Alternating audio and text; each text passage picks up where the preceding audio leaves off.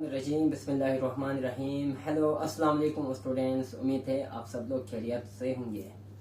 तो स्टूडेंट्स, आज हम पढ़ने जा रहे हैं स्केलेटल सिस्टम। सही है, यानी स्केलेटल सिस्टम क्या होती है। हमारी बॉडी के अंदर ढांचे का जो निज़ाम होता है, हड्डियों का निज़ाम होता है, वो क्या होता है उसके बारे में आज हम पढ़ने जा रहे हैं।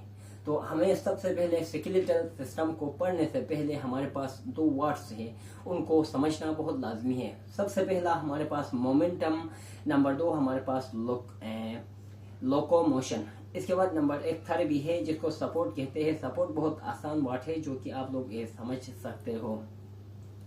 तो मोमेंटम किसे कहा जाता है, मोमेंट किसे कहा जाता है। हमारी बॉडी की जो चेंजिंग होती है, हरकत होती है, यानी पोजीशन की जो चेंजिंग होती है उसको मोमेंट कहा जाता है। इसके बाद लोकोमोशन, मतलब ऑर्गेनिज्म क्या करता है, फूड की तलाश में या किसी दूसरी ज़रूरियात की तलाश में अपनी मूवमेंट करता है।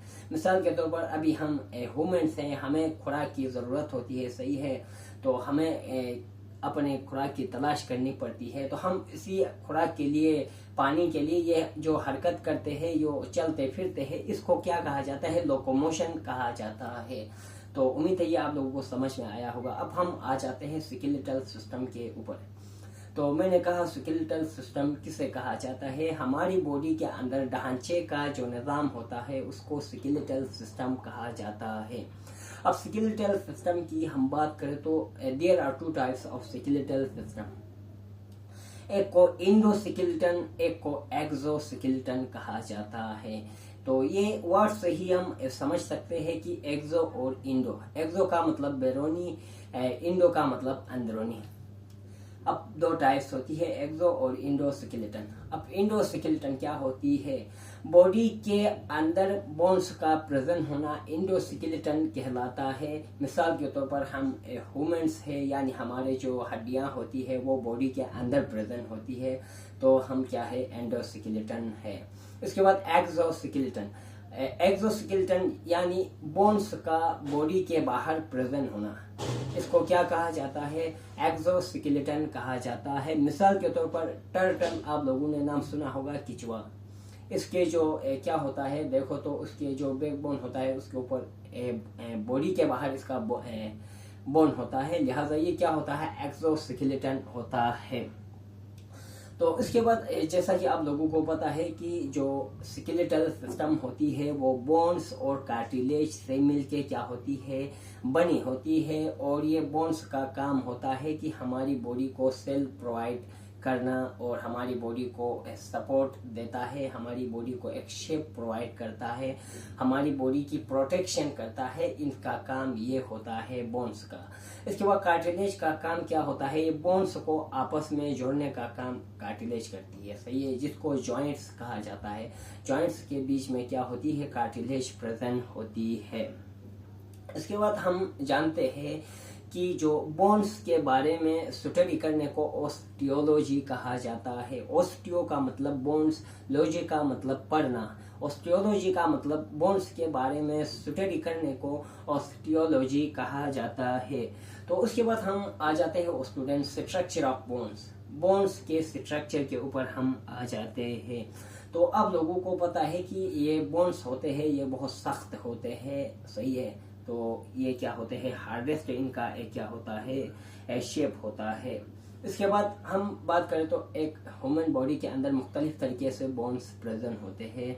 अब हमारे पास चाइल्ड होते हैं, बच्चे होते हैं और बड़े होते हैं, उनके दरमियान क्या होते हैं, मुख्तलिफ बोन्स पाए जाते हैं। जो छोटे बच्चे होते हैं उनके अंदर 300 हड्डियां पाई जाती है, जबकि जो बड़े होते हैं इनके अंदर 206 हड्डियां पाई जाती है। ये क्यों होता है, क्योंकि जो 300 हड्डियां होती है इनमें से कुछ हड्डियां आपस में क्या करती है, फ्यूजन करती है और आपस में क्या होती है, कॉन्ट्रैक्ट करती है। करने के बाद ये मिलके एक बोन बनता है। तो लिहाजा उस तरीके से जो एडल्ट ह्यूमन होते हैं उनके अंदर क्या होती है, 206 हड्डियां मौजूद होती है। तो स्टूडेंट्स, उसके बाद हमें पता है कि एक बोन होता है उसके 3 हिस्से होते हैं, सही है। एक लॉन्ग बोन होता है, उसके क्या होते हैं, 3 हिस्से होते हैं। सबसे ऊपर जो हिस्सा होता है उसको टर्मिनल एपिफाइसिस या प्रोक्सिमल एपिफाइसिस भी कहा जाता है। इसके बाद सबसे जो लोअर हिस्सा होता है उसको डिस्टल एपिफाइसिस कहा जाता है। एक लॉन्ग बोन के ये 2 हिस्से होते हैं और इनके जो बीच पॉइंट होता है उसको डाया एपिफाइसिस कहा जाता है। सही है, यानी ये 3 हिस्से होते हैं और डाया एपिफाइसिस और टर्मिनल एपिफाइसिस के दरमियान जो जगह होती है उसको मेटा एपिफाइसिस कहा जाता है।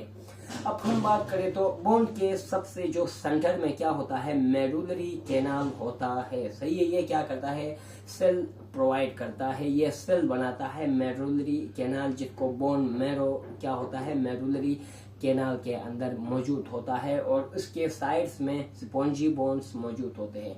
स्पॉन्जी बोन्स क्या होते हैं, डिस्टल और एपिफाइसिस दोनों में एक एक हड्डियां पाई जाती है। यानी स्पॉन्जी बोन क्या होते हैं, सुराख जैसे बोन्स क्या होते हैं, सुराखे, उसकी छोटी छोटे होल्स होते हैं बोन के सबसे एंड में, आप लोगों को पता है। तो इनको क्या कहा जाता है, स्पॉन्जी बोन कहा जाता है। उसके बाद स्पॉन्जी बोन के थोड़ा आगे अगर हम आते हैं तो यहाँ पे ट्रेबिक्यूलाई प्रेजेंट होते हैं। सही है, यानी ये बोन्स के कोनों में प्रेजेंट होते हैं, यानी दोनों में, प्रोक्सिमल और डिस्टल दोनों में ये 2-2 पाए जाते हैं। उनका क्या होता है, आपस में क्रॉस लिंक होता है। और जो सबसे बोन के सबसे एंड में क्या होती है, आर्टिकुलेट कहा जाता है। सही है, ये एक कार्टिलेज होती है जो कि जॉइंट्स को आपस में जोड़ने में मदद करती है। तो ये आर्टिकुलेट क्या होती है, सबसे एंड में जो मौजूद होती है। अब हमने कहा डाया एपिफाइसिस। डाया एपिफाइसिस के जो अब प्रोक्सिमल और डिस्टल के दरमियान डाया होती है। अब जो डाया की जो एक्सटर्नल जो लेयर होती है उसको कॉर्टिकल बोन भी कहा जाता है। सही है, क्या कहा जाता है, उनको कॉर्टिकल बोन भी कहा जाता है। कॉर्टिकल बोन किससे मिलके बना है, ओस्टियोन से मिलके क्या बना है, कॉर्टिकल बोन बना है। ये छोटे छोटे स्मॉल क्या होते हैं, साइलेंड्रिकल कुछ शेप्स होते हैं, इनसे मिलके क्या होता है, बना होता है। अब फिर हम आ जाते हैं बोन के लेयर्स के ऊपर। हमारे जो हड्डियां होती है उनका जो बेरोनिक कवर होता है उसको